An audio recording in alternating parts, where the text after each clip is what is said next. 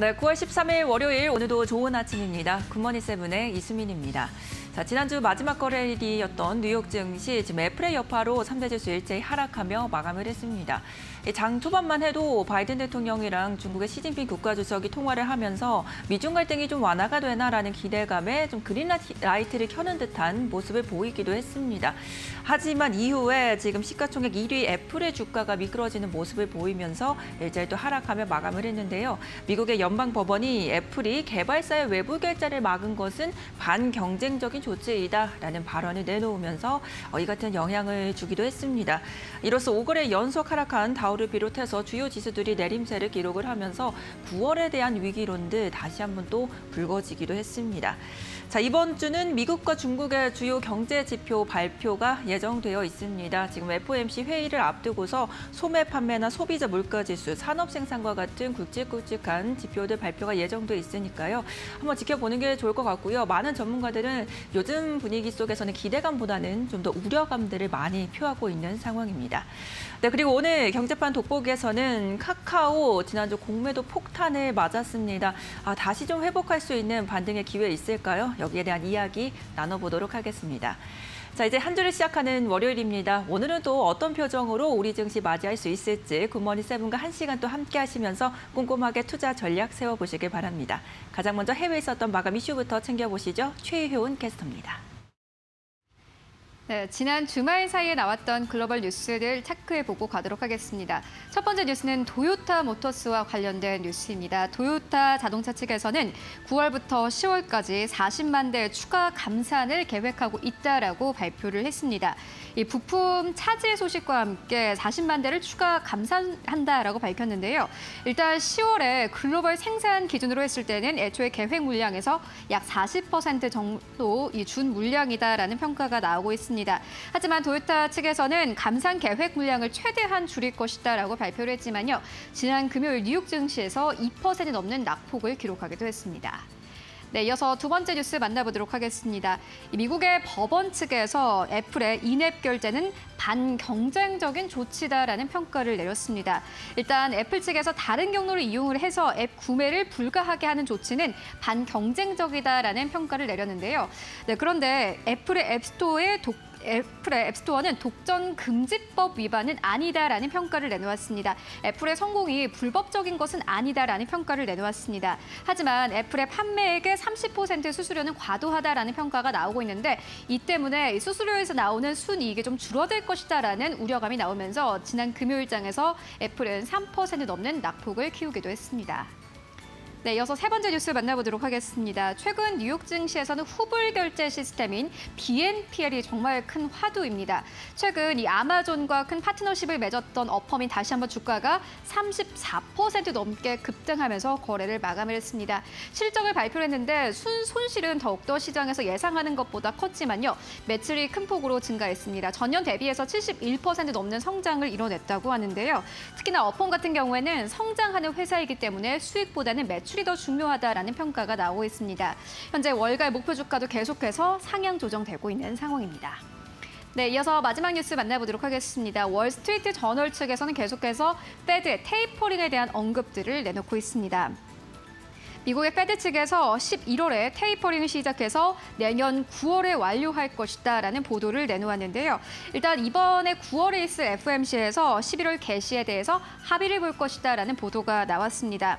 이 150억 달러씩 8번을 줄이면은 테이퍼링이 모두 내년 9월에 종료가 된다고 하는데요. 이에 대한 분석은 여러 가지입니다. 일단 지수에는 큰 타격이 있을 것이다라는 분석이 나오는 반면에 이미 지수에 선반영되어 있다라는 평가들 나오고 있습니다. 네, 지금까지 4가지 글로벌 뉴스 살펴보고 왔습니다. 네, 그리고 지난주 이제 민주당 쪽에서 전기차 보조금에 관련된 새로운 내용을 내놨습니다. 기존에는 세금 감면으로 이뤄졌다며 이제는 자동차를 구매할 때 할인하는 쪽으로 방향을 바꿀 것을 이제 담은 내용이고요. 여기에 그동안 판매 대수에 따라서 어느 정도 한계가 있었기 때문에 그 이후에 구매를 했던 사람들은 보조금을 받지 못한 경우가 있었습니다. 이런 제한 조치도 없애겠다라는 내용도 포함이 돼 있었습니다. 여기에 미국 내에서 생산이 될 경우에는 추가 할인이 포함이 되는 된다라는 내용도 있었기 때문에 아직은 제한에 그치긴 했지만 정말 이 안이 통과가 된다면 또 전기차 시장에 큰 파급력을 미칠 수가 있어서 한번 기대를 해봐도 좋지 않을까라는 생각이 듭니다. 자, 이어서 오늘 기다리고 있는 일정들도 체크를 해보겠습니다. 최윤 캐스터. 네, 최유은입니다. 네, 오늘은 어떤 일정 기다리고 있나요? 네, 오늘도 여러 가지 경제 일정들 대기가 되어 있는 상황인데요. 먼저 오늘은 유럽부터 만나보도록 하겠습니다. 오늘 유럽에 ECB 이사가 연설을 하게 됩니다. 최근 유럽 중앙은행 측에서는 기준금리를 0%로 동결한 바 있습니다. 채권 매입 속도는 완화하겠다라고 발표를 한 바 있는데 오늘 연설에서 어떤 내용 나오는지 잘 체크해 보시면 좋을 것 같고요. 또 오늘 중국에서는 이 M2 통화 공급량이 발표가 됩니다. 관련된 부분 어떻게 또 시장에 반영되는지 잘 체크해 보시면 좋을 것 같습니다. 이어서 한국으로 옮겨가 보도록 하겠습니다. 오늘 식약처에서 개최를 하는 글로벌 바이오 컨퍼런스 2021이 개최가 됩니다. 이 비대면으로 개최가 된다고 하는데 미국과 캐나다, 호주 측에서도 참여를 하게 됩니다. 관련해서 어떤 키워드가 나오는지 또 시장에는 어떻게 반영되는지 역시나 오늘 시장의 관전 포인트로 보여지고요. 또 이어서 한국에서 만나보시면은 바이오 플러스가 오늘부터 공모청약에 들어가게 됩니다. 현재 공모가는 최상단인 31,500원으로 확정이 되어 있는 상황입니다. 관련된 시장 분위기 잘 체크해 보시면 좋을 것 같습니다. 네, 지금까지 경제 일정 알아봤습니다. 네, 일정까지 살펴보고 왔습니다. 자, 이제 오늘 우리 시장 어떻게 출발할지 그 전망 들어보도록 하겠습니다. 한국투자증권 제주지점 오승주 차장 연결되어 있습니다. 안녕하세요, 차장님. 네, 안녕하세요. 네, 반갑습니다. 자, 오늘 증시 어떻게 출발할까요? 예, 금일 우리나라 증시는 보합 출발을 전망합니다. 네, 지난주 금요일에 좀 반등이 나오긴 했지만 좀 시원한 반등은 아니었고 뉴욕 증시도 약간의 좀 주춤거리는 모습입니다. 보합 전망하시는 이유 있으십니까? 금요일 미국 시장에서 거래되었던 대표 항공물 ETF인 EWY가 소폭 하락 마감하였습니다. 역외 환율 역시 변동성 없이 1,170원으로 마감하며 방향성이 부재했습니다. 지난주 미국 대표 IB에서 미국 증시 이견을 하향했습니다. 그래서 그런지 금요일 미 증시에서는 애플, 테슬라 등 대표 기술주들이 급락하는 모습을 보였습니다. 미국 역시 델타 변이로 인한 확진자 추이가 계속 증가하고 있어 증시의 발목을 잡는 모습입니다. 반면 우리나라 증시의 민감성이 높은 마이크론 테크놀로지는 강세 흐름을 보였습니다. 그래서 저는 보합 출발을 예상합니다. 오늘은 추석이라는 긴 연휴 직전 주간의 시작일입니다. 과거 추석 직전 5년간 증시 데이터를 보면 3번은 상승했고 2번은 하락했습니다. 즉 혼조세, 방향성이 부재했던 기간이었습니다. 그래서 종목별 차별화 장세가 나올 수 있으며 에너지가 약한 증시에 맞는 전략으로 당분간 접근하는 게 좋을 듯합니다. 방향성이 부재하다라는 말씀을 주셨습니다. 이럴 때는 그럼 어떻게 전략을 세워보는 게 좋겠습니까? 오늘 크게 3가지 전략을 제시해 드리겠습니다. 첫 번째 전략은 위드 코로나 수혜 업종을 보자는 의견입니다. 우리나라 백신 보급이 확대되면서 전 세계에서 가장 빠른 백신 접종 속도를 기록하고 있습니다. 1차는 64%, 2차는 39% 접종률을 보이고 있는데 10월경에는 우리나라도 위드 코로나로 정책을 선회할 전망입니다. 영국, 덴마크 등 백신 접종률이 높은 국가에서는 이미 위드 코로나 라이프에 돌입했다고 합니다. 이에 지금부터 코로나 이후의 생활에서 수혜를 볼 수 있는 업종을 볼 것을 권해드립니다. 특히 항공업종과 여행업종은 코로나로 인해 가장 큰 구조조정이 진행된 섹터입니다.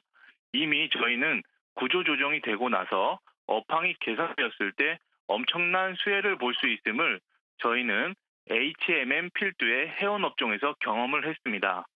항공업종 대표주인 대한항공, 여행업종 대표주인 하나투어, 즉 1등주 중심으로 보시면 좋을 듯합니다. 두 번째 전략은 낙폭과대 대형주 분할 매수 전략입니다. 반도체를 시작으로 2차 전지, 그리고 지난주 인터넷, 자동차까지 낙폭이 과하게 발생했습니다. 이제는 바닥 확인 과정을 거치고 점차 반등도 선별적으로 나올 수 있다는 기대감이 모아지고 있습니다. 그렇기에 한 번이 아닌 분할 매수로 접근을 하시고 업종 접근도 빠진 순서대로 반도체, 2차 전지 먼저 접근할 것을 권합니다. 반도체 업종 중에서는 역시 삼성전자를 소개합니다. 최근 파운드리 가격 인상과 미국 반도체 공장 부지 선정 등 의미 있는 뉴스가 나왔습니다. 그리고 9월 말 분기 배당 기준율도 곧 앞두고 있어 편안한 대안이 되겠습니다. 2차 전지 업종 중에서는 증설 속도가 가장 빠른 SK이노베이션을 관심 있게 지켜보고 있습니다. 비록 배터리 사업부 분할 이슈가 있지만 현재 밸류에이션은 과도하게 저평가되었다는 의견입니다. 세 번째 전략은 배당 시즌 도래에 따른 배당주 매수 전략입니다. 지금이 9월 중순입니다. 이제 4개월 정도 보유하게 되면 두둑한 배당을 받을 수 있는 기준이 도래하게 됩니다. 투자금의 6%를 기대할 수 있는 배당주는 4개월만 보유해도 6% 배당을 받는 것이기에 연수익률로 따지게 되면 18% 수준입니다. 즉, 강력한 투자 전략이 될 수 있습니다. 배당주 중에서는 배당 수익률만 높다고 무턱대고 사지 말고 내년도 업황을 고려하며 매수해야 되겠는데요. 금리 상승의 수혜를 볼 수 있는 삼성화재 우선주, 삼성증권과 같은 금융업종이 좋은 대안이 될 수 있다고 생각하고요. 화학주 중 피크아웃 논란에서 점차 벗어나고 있는 금호석유 우선주를 배당주로서 소개드리는 바입니다. 끝으로 연휴를 앞두고 있는 만큼 현금 비중을 높이고 레버리지 비율도 낮추면서 시장 변동성의 민감도를 낮추는 시기라는 점을 강조합니다. 네, 오늘 말씀도 잘 들었습니다. 네. 네, 아무래도 이제 미국 증시의 불안정 그리고 여기에 추석 연휴를 앞두고 좀 변동성이 심한 한 주가 될 것으로 예상하고 계십니다. 기존 전략에서 이제는 배당주 쪽으로도 눈을 돌려보자라는 전략 추가해서 말씀드리겠습니다. 자, 이어서 이제 마감 이후에 나왔던 기업들의 공시와 뉴스까지도 챙겨보겠습니다. 최윤 캐스터가 전해주시죠. 네, 오늘도 4가지 기업들 살펴볼 텐데요. 공시가 나온 기업들 더불어서 주가 반등의 모멘텀이 있는 기업들 만나보도록 하겠습니다. 네, 첫 번째 기업은요. 많은 분들이 관심을 가지고 계실 네이버입니다. 지난 10일에 공시가 하나 나왔는데 이 네이버 웹툰이 문피아 지분을 36.08% 취득했다라는 공시가 나왔습니다. 약 325만 주를 1,082억 원에 취득했다라는 뉴스가 나왔는데요. 이 사모펀드 운용사인 프리미어 파트너스도 투자에 참여를 해서 네이버에 이어서 2대 주주로 등극을 했다라는 뉴스가 나왔습니다. 지난해만 하더라도 이 문피아의 기업 가치는 1,500억 원대였는데 이제 거의 2배 이상 오르면서 3,000억 원으로 인정이 됐습니다. 이 문피아라는 기업은요. 무협 소설을 비롯해서 다양한 장르의 웹소설을 연재를 하고 있는데 특히나 네이버가 가장 약한 부분이 이 웹소설이기 때문에 이번 이 문피아 인수를 통해서 다시 한번 주가가 탄력을 받을 것이다. 그리고 사업 영역이 확대가 될 것이다라는 기대감이 나오고 있습니다. 하지만 시장 분위기가 좋지 않기 때문에 이 호재성 이슈가 얼만큼 또 시장에 반영되는지 잘 체크해 보시면 좋을 것 같습니다. 네, 이어서 두 번째 기업 만나보도록 하겠습니다. SC 엔지니어링입니다. 코로나19로 인해서 매출이 크게 좀 타격을 받은 기업입니다. 적자로 전환이 된 기업인데요. 산업 플랜트 전문 업체로 코로나19로 인해서 수주에 차질을 빚었기 때문입니다. 네, 그런데 최근에 좀 긍정적인 소식이 점차 들려오고 있습니다. 수주 공시가 꾸준히 이뤄지고 있는 점이 현재 시장에서 좀 부각이 되고 있는 상황인데요. 오는 30일에는 셀론텍 인수를 모두 마무리하고 바이오 사업이 본격화될 것이다라는 기대감이 나오고 있습니다. 주가도 역시나 마찬가지로 탄력을 받을 것이다라는 기대감 나오고 있는데 이 기업 같은 경우에는 주가가 올해 초에 52주 신고가 경신하면서 9,190원대까지 올라왔는데 현재는 그 절반 이 수준에서 머물고 있는 상황입니다. 주가가 어느 정도 반등 나올지 함께 체크해 보시면 좋을 것 같습니다. 네, 이어서 세 번째 기업 만나보도록 하겠습니다. 대웅제약입니다. 좀 노이즈가 있는 상황인데 신한금융투자 측에서 최근에 이 메디톡스가 에볼루스의 지분율을 13.7%를 보유한 최대 주주이다라면서 이 메디톡스가 에볼루스의 유통망을 활용할 수 있다라는 관측을 내놓았습니다. 이에 대한 이 대웅제약의 스탠스는 굉장히 강력했는데요. 대웅제약이 독점 계약에 따라서 메디톡스의 보톡스를 포함한 이 어떠한 경쟁품에 대해서도 에볼루스는 취급이 불가능하다. 라는 이 평가를 내놓았습니다. 일단 계약 기간 같은 경우에는 제품 출시 후 5년이 2024년까지인데요. 관련된 노이즈가 또 시장에 어떻게 반영되는지 잘 체크를 해보시면 좋을 것 같습니다. 네, 이어서 마지막 기업 만나보도록 하겠습니다. 롯데 정밀화학입니다. 사상 최고가 경신을 계속해서 경신할 것이다라는 기대감이 나오고 있는 기업입니다. 증권사에서는 계속해서 목표 주가를 상향 조정하고 있는데요. 3분기 어닝 서프라이즈가 전망이 된다라는 이유로 현재 현대차 증권 측에서는 목표 주가를 11만 5천 원대까지 조정을 했습니다. 특히나 이 주력 제품인 염소 계열 사업의 수익성이 개선될 것이다라는 평가가 함께 나오고 있는 상황인데요. 특히나 올해 중국의 석탄 가격이 한 톤당 1톤당 430달러까지 올라가면서 2배 이상 폭등한 상황입니다. 국내 석유화학 기업들이 좀 반사이익을 누릴 것이다라는 기대감이 나오고 있는데 특히나 롯데 정밀화학 같은 경우에는 구조적인 호황이 올 것이다라는 기대감 나오고 있습니다. 주가가 어느 지점까지 올라갈지 함께 체크해 보시면 좋을 것 같습니다. 네, 지금까지 4가지 기업 살펴보고 왔습니다. 네, 이렇게 굿모닝 뷰를 통해서 다양한 이슈 체크 그리고 시장 전망까지 들어봤습니다. 오늘은 어떤 종목을 살펴볼까요? 오늘은 이난희의 주력 종목 이데일리온 이난희 전문가 연결되어 있습니다. 안녕하세요, 전문가님. 네, 안녕하십니까. 반갑습니다. 네, 반갑습니다.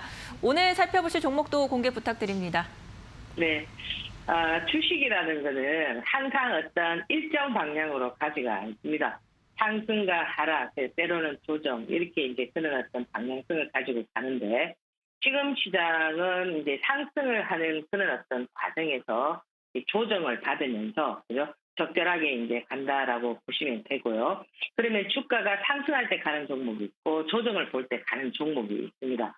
지금 시장에서 핫하게 이제 떠오르고 있는 종목이 이제 대선 관련한 종목인데, 내년 이제 3월 9일이 새로운 또 대통령을 뽑는 그런 날입니다. 예, 그러다 보니까 이제 이 주식 시장에서는 모든 것들이 잘 반영이 되고 있기 때문에 지금 그 대선주들에 대한 어떤 우려의 목소리도 있지만 또 여러분들께서 이 수급을 잘 이용을 하시면 이 수급이라는 거는 세력과 관련된 수급이 있고 일반적인 수급이 있는데 사실 보면 일반적인 수급이나 세력 수급도 뭐 똑같은 수급이라고 뭐 말할 수는 있겠지만 특히나 이 세력 수급 같은 경우는 상당히 여러분들이 트레이딩을 하는 기법이 좀 있어야 된다라는 겁니다. 그러니까 예를 들어서 이 세력 수급이라는 거는 사람이 움직이는 거기 때문에 여러분들이 기존에 알고 있는 매수가 얼마, 매도가 얼마, 손절가 얼마 이게 아니라는 겁니다. 그래서 주식은 그때 다르다라는 이런 어떤 얘기들이 딱 이 세력 수급과 맞는 얘기이기 때문에 제가 오늘 말씀드리는 것을 무조건 그냥 막 이렇게 사시면 안 된다라는 겁니다. 주변 환경과 그 종목의 흐름 그리고 거래량, 호가창의 움직임 이런 것들을 보시면서 하셔야 되기 때문에 다소 까다로운 부분은 있겠지만 여러분들이 또 잘 활용을 하시면 또 좋은 결과가 있지 않겠나 이렇게 보는데요. 지금 대선주 중에서 가장 핫하게 떠오르는 대권주자가 여러분 잘 알고 계시는 홍준표 대권주자입니다. 왜 그러면 이렇게 핫하게 떠오르냐면은 대선주들은 그의 지지율에 따라서 시장에서 잘 반영이 됩니다. 갑자기 지지율이 상승하기 때문에 시장에서는 그와 관련되어 있는 종목을 많이 찾게 되는 거죠. 그러다 보니까 그의 목소리도 이 시장에 반영이 되면서 주가를 움직일 만한 그런 어떤 원동력을 갖게 되는데 어떤 얘기들을 했느냐면은 이제 앞으로는 공무원을 줄이고 행정구역을 통폐합하겠다 뭐 이런 얘기들을 했습니다. 근데 그런 과정에서 지금 이제 앞으로 우리는 로봇이 일하는 그런 어떤 시대가 도래하기 때문에 이런 어떤 정치 행정 관련 부분에 AI라든지 블록체인이라든지 빅데이터라든지 이런 행정 시스템을 구축하게 되면 그와 관련되어 있는 종목들이 연관성을 갖고요. 그리고 또 지금 보면은 국가의 어떤 균형적인 발전 계획들을 냈습니다. 그게 대표적인 게 4대 관문 공항인데 지금 이 산업 배치를 하기 위해서 가장 중심의 축이 되는 게 뭐냐면은 하늘길이잖아요. 그죠? 과거에 60년대, 70년대는 고속도로가 중심이 되었다면 지금은 앞으로는 그 하늘길에 관련되어 있는 공항, 그죠? 그래서 여러분들 뭐 신공항 이런 얘기 많이 들어보셨을 텐데 거기에서 또 이제 한 발짝 더 나아가면은 앞으로 우리는 10년 안에 그 날아다니는 차 있죠, 그죠? 플라잉 카에 대한 이런 얘기들도 있습니다. 그래서 그와 관련되어 있는 종목들도 뭐 베셀이나 지산텔레콤 있지만 저는 오늘 공항 관련한 종목 두 종목 보강산업과 원풍을 말씀을 드리는데 이 보강산업은 뭐 여러분 잘 아시는 홈센터 홀딩스 대주주죠, 그죠? 그와 관련 대주주고 그것도 대구에 있고 뭐 지역적으로 이러다 보니까 좀 연관성을 갖게 되고 이 원풍이라는 거는 뭡니까 그 원자재 관련해서 이제 이 시트 지분이죠, 그죠? 이런 어떤 관련성이 있기 때문에 좀 부각되고 있는데 그 외에도 많은 연관성이 있지만 저는 이번 주에 이 두 종목을 여러분들께서 한번 차분히 보는 전략 말씀드리겠습니다. 네, 오늘 말씀도 잘 들었습니다. 감사합니다. 네, 오늘 이난희의 주력 종목은 정책 관련된 종목 두 가지 제시해 주셨습니다. 보강산업과 원품 이렇게 제시해 드리도록 하겠습니다. 자, 아울러서 저희가 전해드리는 정보는 투자에 잘 활용해 보시고요. 그 투자 결과는 시청자 여러분들의 몫이라는 점 다시 한번 알려드립니다.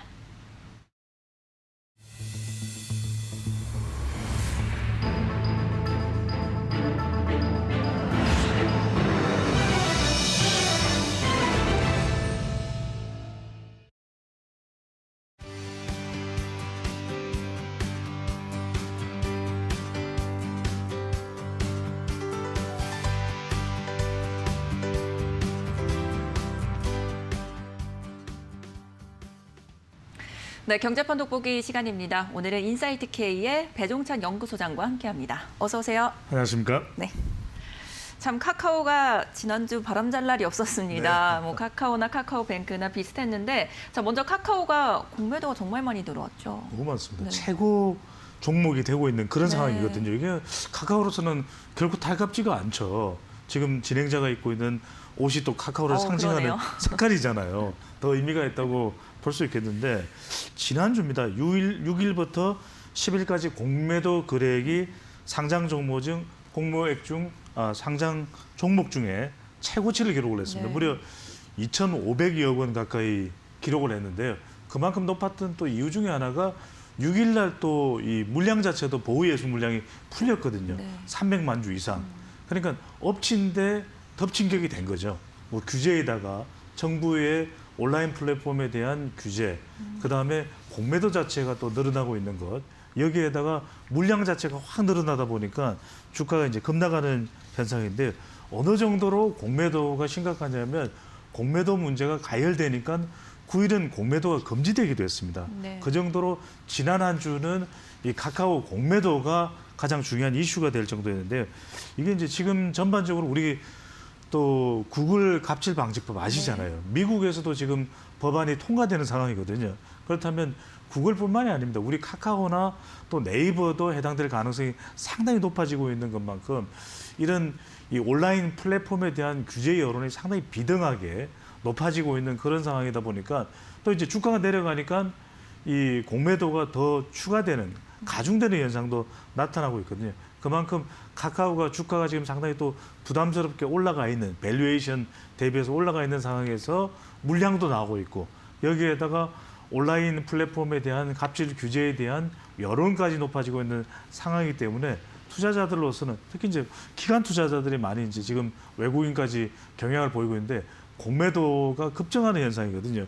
이게 상당히 개인 투자자에게는 단기적으로는 부담이 될 수 있기 때문에 이 투자에 좀 각별히 유의를 하실 필요가 있는데 지난 3주 동안에는 거의 공매도 지금 누적 물량이 삼성전자와 비슷해요. 네. 그러니까 각별히 좀 신중한 또 관망하고 또 주의 관찰하는 좀 투자 태도가 필요한 시점으로 보입니다. 그러니까 보유하고 계셨던 분들은 고민이 좀 많아질 것 같긴 한데 아무래도 이렇게 공매도가 증가한 원인에는 그 말씀하신 규제가 네. 가장 큰 영향을 미쳤겠죠. 그렇습니다. 이게 금소법입니다. 네. 금소법이 이 카카오라고 하는 플랫폼의 강점은 뭐 가입자가 몇 명입니까? 거의 우리 인구수의 거의 비슷할 정도의 거의 수준에 대부분의 스마트폰 지금 휴대폰이 공급되어 있는 대부분의 사람들이 다 카카오 이 플랫폼이 설치되어 있는 카톡 다 하잖아요. 뭐 그렇다면 이것 자체가 가지고 있는 이 플랫폼 파워가 엄청난데 금융소비자법은 이제는 중소 영세 기업들을 보호하기 위한 관련 법안이거든요. 그러니까 그동안에 이제 뭐 광고를 통해서 비즈니스의 영역을 확대해 봤는데 이것 자체가 일종의 중개의 형태가 될 때는 더 이상 용납이 안 됩니다. 근데 광고는 광고에 거쳐야 되는데 실제 그렇지가 않거든요. 그걸 클릭해서 들어가 보면 이 카카오 플랫폼 내에서 실제로 선택도 할 수 있고 계약도 할 수 있다. 그럼 이건 실제 설계사와 연결되는 거니까 중개와 다름없다. 그러니까 광고가 아니라 중개가 되면 또 다른 허가를 얻어야 되는 상황이 되는 것이거든요. 완전히 이건 국면 자체가 달라지기 때문에 금융소비자법의 이 타격을 철저하게 받고 있다고 볼 수가 있겠고요. 그다음에 분위기가 안 좋습니다. 대형 온라인 플랫폼에 대해서 뭐 최근까지 우리가 뭐 비대면 IT 기업 그래서 뭐 주식 시장에서는 최고로 주목을 받았죠. 그런데 이제 이걸 통해서 이 사각지대에서 중소 영세 기업들이 타격을 받는다. 이런 여론이 계속 나오고 사실 그게 대표적이고 상징적인 것이 세계 최초로 우리가 구글 갑질 방지법을 통과시킨 것이나 다름없기 때문에 카카오로도 이건 이 치명타를 받는 그런 상황으로 전개될 수가 있는 것이거든요. 근데 이제 중요한 것은 이게 일시적인 규제일지 아니면 장기적인 추세로 갈지 이게 또 상당히 중요합니다. 지금 현재의 양상으로는 좀 당분간 갈 가능성이 있어요. 왜? 내년에 새 정부가 들어서더라도 새 정부의 공약은 대체적으로 이 기업으로 보면은 좀 중소 상공인들을 보호할 수밖에 없거든요. 영향을 미칠 수밖에 없다라고 하는 것. 그런 면에서는 지금 카카오가 얼마만큼이나 이 금융권에 또 저항하고 있는 그런 국면에서 버티는 수준이 어느 정도일지 이 부분도 우리가 유의 깊게 볼 필요가 있겠습니다. 그러니까 그런 규제가 일시적이진 않을 것이다 이렇게 보고 계시는 것 같습니다. 네. 자, 그런데 카카오만큼이나 카카오뱅크의 주가도 참 쉽지 않은 한 주였어요. 어떻게 보셨습니까? 가장 큰 이유는 뭐 예수 물량이 풀렸 네. 이유 때문에 봐야 되겠죠. 지난주 6일 날 이 300만 주 이상의 보호 예수 물량이 풀렸고 이게 갑자기 쏟아져 나오니까 그만큼 감당하기 힘든 상황이 돼버린 것이거든요. 그러다 보니까 6일부터 10일까지 사실 한 주 내에 계속 이 물량 자체가 많아지는 상황 속에서 기간 물량이 풀리다 보니까 14.73%가 추가적으로 하락을 했거든요. 그러니까 하락 요인의 가장 큰 것은 일단 카카오뱅크의 경우에는 보호예수 물량이 풀린 이유가 가장 클 것이고 또 하나는 이제 최근에 용어상으로 보면 롱숏 투자 전략입니다. 그러니까 롱숏 투자 전략이라는 것은 뭐냐면 숏 투자 전략입니다. 이건 일종의 밸류에이션이 높았던 종목들은 팔고 밸류에이션이 이제 좀 낮은 종목들을 이제 사들이는 이런 이제 현상이 나타나고 있거든요. 그러니까 높아도 밸류에이션이 너무 지나칠 정도로 높은 거죠. 그러니까 무려 지금 카카오뱅크의 경우에는 주가 수익 비율이 223배. 네. 그러니까 다른 4대 금융지주와 비교를 하더라도 너무 비교가 안 높거든요. 되죠. 네. 그러니까 밸류에이션이 낮은 종목을 오히려 좀 더 안정적으로 매수하는 롱숏 투자의 이 전략상으로 보더라도 카카오뱅크가 상당히 어려움을 겪을 수밖에 없는 시점으로 보입니다. 네. 그럼 시장에서는 카카오뱅크를 한 달 정도 지나니까 좀 높았다, 평가가 네. 너무 고평가였다라고 판단을 한 게 아닌가, 뭐 이렇게 한번 정리를 한번 해보겠습니다. 사실 이제 그 다음 타자로 카카오페이가 상장을 네. 앞두고 있는데 참 뭐 우여곡절이 좀 많아요. 한 차례 미뤄지기도 했고요. 네. 이제 청약에 좀 빨간불이 들어오지 않을까 생각이 좀 듭니다. 어떻게 보십니까? 가장 큰 건 일단 이 금소법, 금융소비자법의 직접적인 타격이 뭐 카카오 전반적으로도 있겠지만 가장 치명적인 카카오페이죠. 네. 그러니까 카카오페이가 가지고 있는 큰 경쟁력이 금융 서비스의 이 비교 서비스 제공이었거든요. 그러니까 우리가 이거 또 소비자 입장에서 상당히 좋아할 수밖에 없습니다. 많은 사람들이 묶여 있는 이런 플랫폼 상에서 이 금융과 관련된 이 금융 상품을 선택하는 데 있어서 어떤 다른 채널보다도 더 이 손쉽게 선택할 수 있게끔 만들어주는 것이었거든요. 펀드도 그렇고 대출도 그렇고 보험도 그렇고 특히 이제 자동차 보험 서비스 같은 경우에. 근데 이게 이제 문제가 되는 거죠.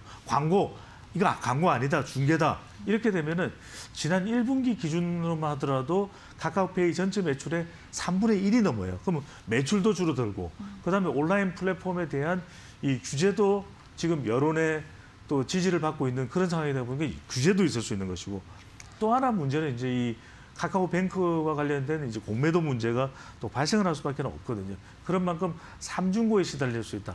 매출 비축, 그다음에 규제 강화, 그리고 공매도 또 증가까지 이렇게 되면은 카카오뱅크도 단기적으로는 상당히 또 기업 가치의 변화가 불가피해 보입니다. 네. 네, 오늘 카카오 이제 공매도와 관련돼서 현황들 체크해보고 있습니다. 관련 종목도 어떤 종목 살펴볼 수 있을까요? 김나은 캐스터가 준비하고 있습니다. 경제판 돋보기 시간입니다. 안 그래도 플랫폼 규제라는 큰 악재를 맞은 카카오뱅크가 코스피 200 지수로 편입이 되면서 공매도가 가능한 종목이 됐고 낙폭은 더 깊었습니다. 이런 와중에 증권업계에서는 대형주에서 중형주로 하향 편입되는 종목들은 수급 개선이 기대된다라는 분석을 내놨는데요. 자, 그런 만큼 오늘은 중형주들 만나보도록 하겠습니다. 먼저 SK케미칼입니다. 사업부가 크게 그린케미칼과 라이프사이언스 부문으로 나뉘는데요. 그린케미칼 사업부에서는 코폴리에스터가 주력 제품입니다. 그리고 이 코폴리에스터 중심의 사업구조 개편에 박차를 가하고 있는데요. 이는 내화학성이 우수하고 두께가 두꺼운 용기를 만들어도 높은 투명성을 갖고 있어서 국내외 화장품 업체와 용기 제조업체들의 관심을 받고 있습니다. 이와 더불어서 지난 5월에는 페페트를 화학적으로 분해하는 기술을 가진 중국 수혜에 230억 원을 투자해서 지분 10%를 취득한 바 있는데요. 이 중국 수혜로부터 수입한 단량체를 원료로 해서 케미칼 리사이클 코폴리에스터를 세계 최초로 상업화할 예정입니다. 케미칼 리사이클은 플라스틱을 분해해서 순수한 원료 상태로 되돌려 고분자 플라스틱을 제조하는 화학적 재활용 방식인데요. 이를 통해 친환경 제품 비중을 현재는 1% 수준에서 2030년이면 100% 수준으로 늘려나가겠다는 계획을 밝혔습니다. 관련한 성과도 주목해 보시기 바랍니다. 다음 종목입니다. 이번에는 더존 비존입니다. 전자금융 서비스와 그룹웨어 관련 서비스를 제공하고 있는데요. 전사적 자원관리 시스템인 EPR이 주력 서비스입니다. 이를 통해 수집한 빅데이터로 올해 새로 시작한 사업인 매출채권 팩토링이 시장에 큰 호응을 얻고 있는데요. 이는 기업 간 거래에서 발생하는 매출채권을 금융기관이 할인해서 사들인 후 기업에게 현금을 빠르게 지급하는 관계금융을 말하는데요. 현재 한국은 이 시장의 초기 단계인데 이 종목이 이 초기 사업자로서 그 수혜를 받아가고 있습니다. 회사가 자체 준비한 초기 자금 100억 원이 빠르게 소진될 정도로 사업은 순탄하게 진행이 되고 있고요. 앞으로도 회사 이익률 개선 요인으로 작용할 것으로 예상되고 있습니다. 다음 종목 보시죠.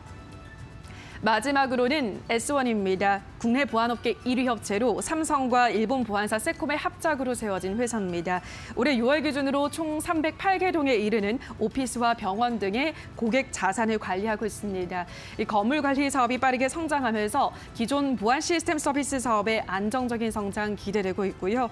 최근에는 부동산 지분을 소유하는 리츠 투자가 증가하는 등 부동산 시장의 변화로 기업형 건물 관리 서비스에 대한 수요도 증가하면서 건물 관리 사업의 수혜도 받아가고 있습니다. 한편 이 배당 성향이 삼성 내 상장사 중에서도 삼성전자 다음으로 가장 높은 것으로 나타났고요. 올 한해도 견조한 실적 이어갈 것으로 예상되고 있습니다. 자, 오늘은 여기까지 코스피 대형주에서 중형주로 하향 편입된 종목들 확인하셨습니다. 네, 저희가 공매도 이야기와 관련해서 관련 종목들 살펴보고 왔습니다. 사실 이제 공매도가 가능한 종목이 코스피 200 지수와 150 종목으로 이제 좀 한정이 되면서 오히려 또 웃지 못하는 그런 상황이 나오기도 했는데요. 그와 관련된 종목들 한번 체크해보고 왔습니다. 자, 이제 카카오로 이야기를 좀 넘어가 보도록 하겠습니다. 자, 이제 지금 3일 동안 보니까요, 개인들이 1조 가까이 지금 매수를 했습니다. 오히려 이게 저가의 매수 기회라고 생각을 한 건지 이 현상에 대해서는 저희가 어떻게 좀 해석을 해볼 수가 있을까요? 그러니까 이게 개인의 경우에는 변동성이 커졌지만 그만큼 좋은 종목이라고 하는 평가가 있는 것이거든요. 앞서 이제 진행자께서도 말씀해 주셨듯이 코스피 200도 이제 지수에 또 편입되는 상황이기 때문에 카카오뱅크가 오히려 주가로 더 탄력을 받는 것이 아니라 공매도의 비중이 더 늘어나고 있는 그런 상황이거든요. 이게 이제 단기적인 현상이냐 중장기적인 현상이냐 보면 단기적으로는 변동성이 늘어났지만 그럼에도 불구하고 카카오가 가지고 있는 온라인 플랫폼의 경쟁력 그거는 우리가 절대 간과할 수는 없거든요. 그러니까 중요한 것은 개인 투자자 입장에서는 얼마만큼 어느 시기까지 또 저가 매수 시점에 언제 잡느냐 또 손절하는 주가 가격대는 어디로 이제 설정을 하느냐 이게 사실은 중요할 수밖에 없는 것이거든요.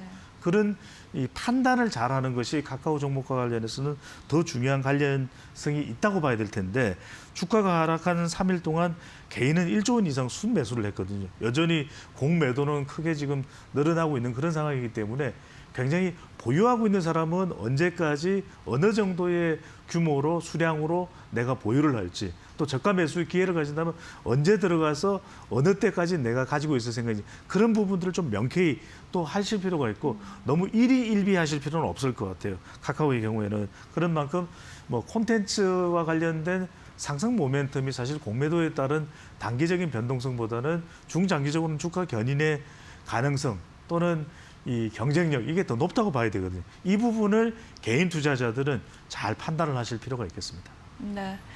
그러니까 지금 진입을 하신 분들은 단기적인 반등보다는 좀 중장기적으로 봐야 된다. 그렇죠. 네. 이런 입장이신 것 같습니다.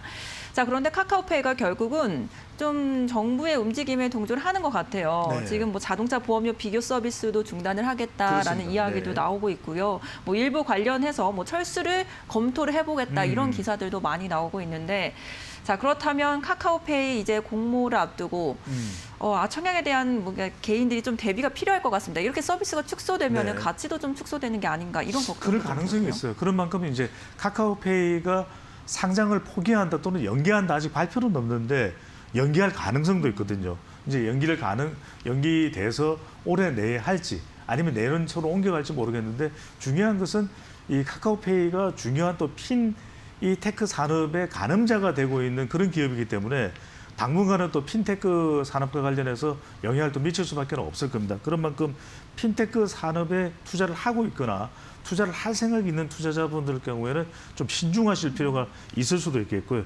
또 하나 이제 10월 달에 이 상장 자체가 자꾸 이제 부담이 되는 것은 10월 달에 국정감사가 있거든요. 이때 기업 관련해서 특히 이제 온라인 플랫폼의 규제에 대해서 더 정치권 반응이 굉장히 크게 나올 수 있다는 것도 영향을 줄 수 있겠고요. 앞서 이제 진행자께서도 자동차 보험 비교 서비스 가입도 이번 달 이제 24일 날은 이제 중단을 하는데, 과연 일정대로 진행이 될지 진행되지 않을지가 가장 큰 변수로 볼 수 있고, 또 하나 이제 등장한 변수가 지금 카카오뱅크뿐만 아니라 카카오페이의 지분, 카카오페이죠. 지분 45%를 싱가포르의 알리페이가 가지고 있습니다. 근데 55%를 이제 카카오가 가지고 있는데, 알리페이의 모기업이 중국의 엔트그룹이에요.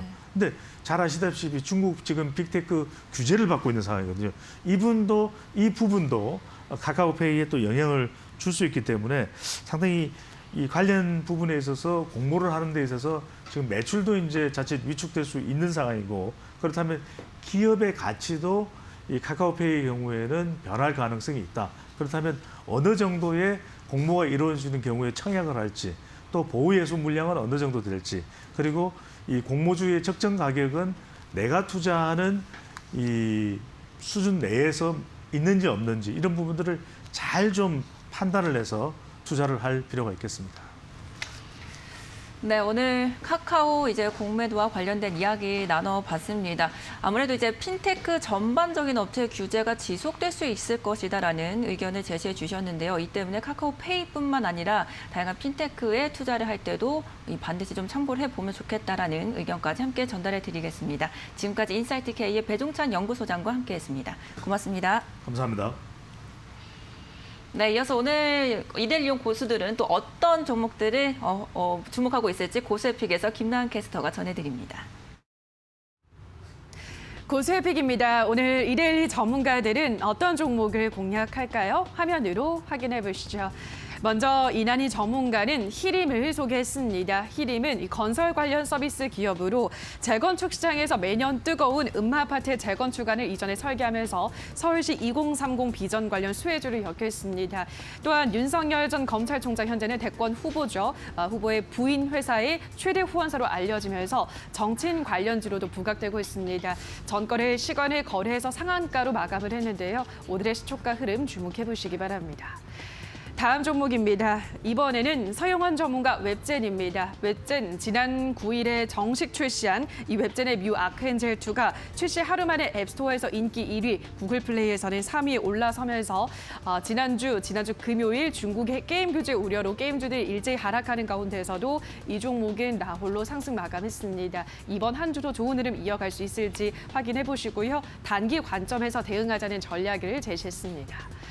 다음 종목 보시죠. 이번에는 명승부사 전문가 포스코입니다. 철강제 수요 증가로 제품 가격이 고공행진을 하면서 올해 3분기에도 역대 최대 실적 경신할 것으로 전망되고 있습니다. 이 강판 가격 인상 추진하고 있는데요. 올 하반기 조선용 후판 가격을 40%가량 올린 데 이어서 자동차용 강판 가격 인상 역시 추진하고 있습니다. 이에 따라 주가 상승세가 지속적으로 이어질 수 있을지 확인해 보시기 바랍니다. 다음 종목입니다. 이번에는 급등매매 전문가 NK맥스입니다. 지난달 미국에서 진행 중인 NK 세포치료제에 대한 임상 1상 중간 결과를 발표했습니다. 이 불응성 고형암 환자를 대상으로 했고요. 대상자 13명 중에서 8명에게서 치료 효과가 있었고 1명은 암이 완전히 사라지는 완전관의 판정을 받으면서 주목을 끌었습니다.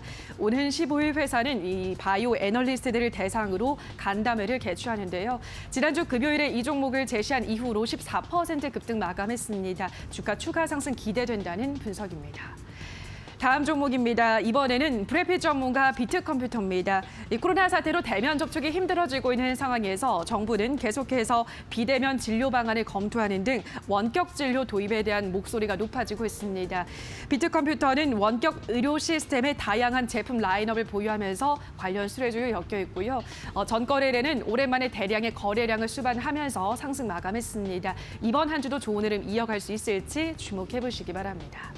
여기까지 오늘 고세픽 확인하셨습니다. 더 많은 고세 관심 종목은 오전 11시 적중 고세 관심 종목에서 확인해 보시기 바랍니다. 여기까지 고세픽이었습니다. 네, 이제 굿모닝 세븐의 마지막 코너입니다. 시초가의 이 종목 시간인데요. 오늘은 하나금융투자 삼성동지점 윤현민 팀장과 함께합니다. 어서 오세요, 팀장님. 네, 안녕하십니까? 네, 가장 먼저 지난 종목들 화면을 통해서 만나보고 오겠습니다.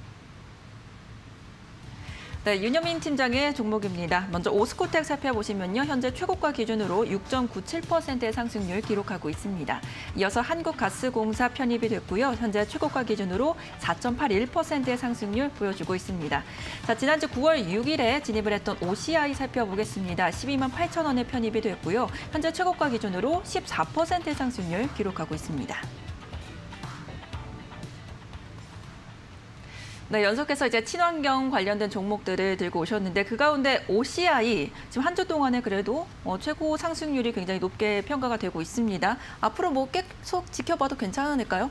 예, 말씀하신 것처럼 지금 계속 신재생 에너지, 친환경 쪽에서 좀 섹터를 갖고 왔는데 사실 OCI가 살짝 좀 무거운 종목이라 생각했었는데 그래도 좀 가볍게 지금 지난주에 좀 상승률을 보였다 말씀드릴 수 있을 것 같고 결국 이제 2분기 실적이 상당히 좋았고요. 그다음에 3분기에도 좀 실적이 좋게 나오지 않을까 생각을 하고 있습니다. 그리고 제가 지난주에 잘 설명을 드렸겠지만 지금 글로벌 태양광 설치 규모가 계속 올라가고 있다는 점에서 일단 OCI의 좀 수혜가 분명히 예상된다 말씀드릴 수 있을 것 같습니다. 여기에 또 이제 포스코 케미칼과의 합작으로 인해서 2차전지 관련된 응급제 소재 관련 쪽으로 이제 소재 사업에 좀 진출한 부분이 있기 때문에 결국 이제 태양광에다가 2차전지 사업에 어떻게 보면 맞물리면서 지금 종목에 좀 상승이 나왔다 말씀드릴 수 있을 것 같은데 일단은 저는 이 정고점을 좀 넘어서 15만 원 목표가를 좀 제시를 해드렸습니다. 현재 상황에서도 웨이는 계속해서 좀 매수를 하고 있는 상황이고요. 기간은 살짝 좀 트레이딩을 하는 것 같은데 일단 15만 원까지는 좀 보유 의견 드리면서 좀 수익 극대 관점 한번 해보는 게 어떨까 말씀을 드려보도록 하겠습니다.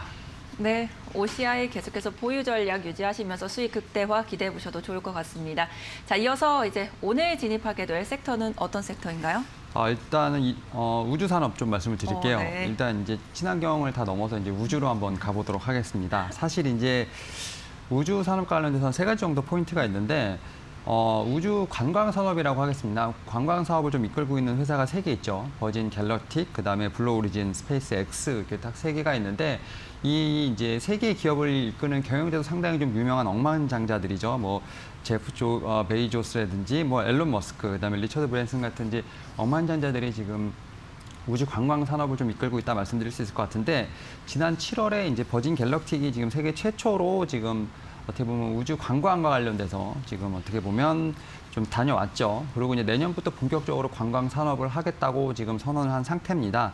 특히 이제 티켓 가격은 지금 1인당 25만 달러 정도로 상당히 고가이긴 합니다만 현재까지 지금 줄을 많이 선 상태라 볼 수 있을 것 같습니다. 특히 인플루언서로 지금 레오나르도 디카프리오라든지 지금 저스틴 비버 같은 이런 유명인사도 다소 포함되어 있는 부분이 있기 때문에 내년부터 지금 2022년부터 민간 우주 여행을 본격적으로 시작할 것으로 예상이 된다 말씀드릴 수 있을 것 같습니다. 그리고 이제 두 번째로 이제 버진 갤럭틱을 좀 따라가는 회사가 있습니다. 스페이스 X라는 회사가 있는데요.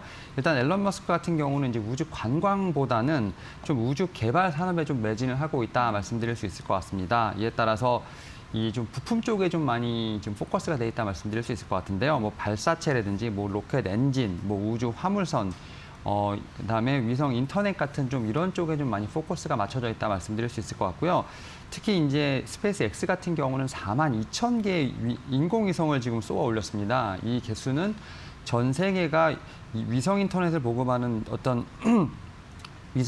인공위성을 쏘아 올린 거의 4배 수치라고 볼 수 있을 것 같은데, 이렇게 42,000개의 지금 인공위성을 쏘아 올린 건 이제 스타링크라고 하는 이제 프로젝트를 좀 진행 중이고요. 뭐 이를 토대로 이제 그 위성에서 쏘는 인터넷을 좀 구현하기 위한 어떤 이런 좀 시스템을 만들고 있다 말씀드릴 수 있을 것 같습니다. 특히 이제 또 일단은 이 스페이스 X 같은 경우도 민간인을 대상으로 해서 국제 우주 정거장을 보내서 며칠간 돌아오면서 이제 지구로 좀 돌아온 어떤 장기 프로젝트를 좀 추진 중이라 말씀드릴 수 있을 것 같은데, 티켓 가격은 5,500만 달러입니다. 그러니까 상당히 고가인데요. 뭐 지금 이런 어떤 노력을 통해서 지금 이 두 회사가 상당히 지금 우주 산업과 관련된 부분에서 좀 앞서 있다 말씀드릴 수 있을 것 같습니다. 그럼 이제 과연 이제 우리나라는 어떻게 될 것인가라는 부분에 대해서 좀 살펴봐야 될 것 같은데, 우리나라 같은 경우는 이제 2013년에 이제 우주 발사체 나로호를 지금 처음 쏘아 올렸습니다. 다만 그때 당시에 좀 러시아의 좀 도움이 있었고요. 그다음에 사람이 아닌 위성을 좀 쏘아 올린 발사체였기 때문에 그 이후로 계속해서 연구를 지금 계속 진행하고 있다 말씀드릴 수 있을 것 같습니다. 특히 이제 우주 산업 시대가 본격화되면서 우리나라도 지금 대응 플랜을 지금 세우고 있는 상황인데요. 가장 이제 큰 이벤트 중에 하나가 바로 이제 10월에 지금 나로 관련된 부분이죠. 지금 발사를 좀 앞두고 있는 상황입니다. 현재 모든 성능 시험을 통과를 했고요. 지금 10월 달에 지금 발사를 앞두고 있다 말씀드릴 수 있을 것 같습니다. 그리고 일단 우리나라 정부뿐만 아니라 민간 기업에서도 지금 이제 우주 산업과 관련돼서 많은 이제 참여가 나오고 있는 상황인데요. 특히 이제 하나그룹 같은 경우는 오랜 기간 동안 그룹 자체적으로 지금 기술 투자라든지 이런 개발을 나선 상태라 말씀드릴 수 있을 것 같고요. 또 최근에 한글간 컴퓨터가 지금 이제 국내 최초로 민간 인공위성을 쏘아 올릴 것이라는 좀 발표를 한 상황입니다. 결국 이제 우리나라 같은 경우도 정부와 민간 기업이 지금 합작을 해서 우주 산업에 대한 부분들을 상당히 신경 쓰고 있다 말씀드릴 수 있을 것 같습니다. 결론적으로 이 세 가지를 봤을 때 지금 뭐 10월 달에 지금 발사체가 있는 부분이 누리호가 있기 때문에 이와 관련돼서 좀 시세가 한번 나오지 않을까 좀 말씀을 드려보도록 하겠습니다. 네, 오늘 진입할 섹터는 우주산업 관련주였습니다. 요즘에는 사실 원래는 국가산업에서 이제는 민간 주도로 넘어오면서 그 확장성이 좀 눈에 보이고 있는 상황인데요. 자, 이 가운데 어떤 종목 살펴보시겠습니까? 제가 이제 갖고 온 종목은 인텔리안 테크라는 종목을 좀 말씀을 드려보도록 하겠습니다. 해상용 위성통신 안테나 1위 기업이라고 좀 말씀드릴 수 있을 것 같고, 특히 이제 원웹이라고는 이제 고객사죠. 고객사에 지금 3분기부터 4분기 정도에 지금 안테나가 지금 공급이 될 예정이라 말씀드릴 수 있을 것 같습니다. 특히 이제 B2B, B2C와 좀 나뉘게 된다면 B2B부터 이제 먼저 지금 납품이 될 것 같고요. B2C 같은 경우 내년 하반기부터 지금 공급이 예정돼 있다 말씀드릴 수 있을 것 같습니다. 그리고 현재 이제 이런 납품을 떠나서 지금까지 좀 수주한 잔고 같은 경우가 이미 지금 1,100만 원이 좀 1,100억이 넘는 상황이기 때문에 지금 상당히 수주 잔고도 의미가 있다 말씀드릴 수 있을 것 같고, 지금 높은 수주 잔고보다는 어떻게 보면 이제 더 앞으로의 수주를 위해서 지금 선제적으로 증설을 하고 있다 말씀드릴 수 있을 것 같습니다. 특히 이제 최근에 유상증자를 실시를 해서 지금 180억 정도로 지금 공장 신축에 좀 들어간 상황이라 말씀드릴 수 있을 것 같습니다. 그리고 일단 뭐 유저 안테나 외에도 지금 게이트웨이 사업도 지금 준비 중이기 때문에 우주 산업과 관련돼서 여러 가지 모멘텀이 충분히 있지 않을까 좀 생각을 하고 있습니다. 뭐 차트상으로도 지금 5만 원대 지금 어떻게 보면 저점을 찍고 다시 한번 좀 반등이 나오고 있는 상태라 말씀드릴 수 있을 것 같고, 일단 전고점 부분이 지금 9만 3천 원대까지는 특별히 매물대가 없어 보입니다. 이에 따라서 지금 충분히 지금 현재까지 좀 공략이 가능하지 않을까 좀 싶습니다. 이에 따라서 시초가에 좀 공략을 하도록 하겠고요. 목표가는 그래도 지금 매물대 좀 상단이라고 할 수 있는 8만 5천 원, 그리고 손절가는 6만 5천 원으로 제시해 드리도록 하겠습니다. 네, 오늘 시초가에 공략할 종목은 인텔리안 테크였습니다. 현재 목표가 8만 5천 원, 손절가 6만 5천 원 제시해 드리겠습니다. 오늘 말씀 잘 들었습니다. 네, 감사합니다.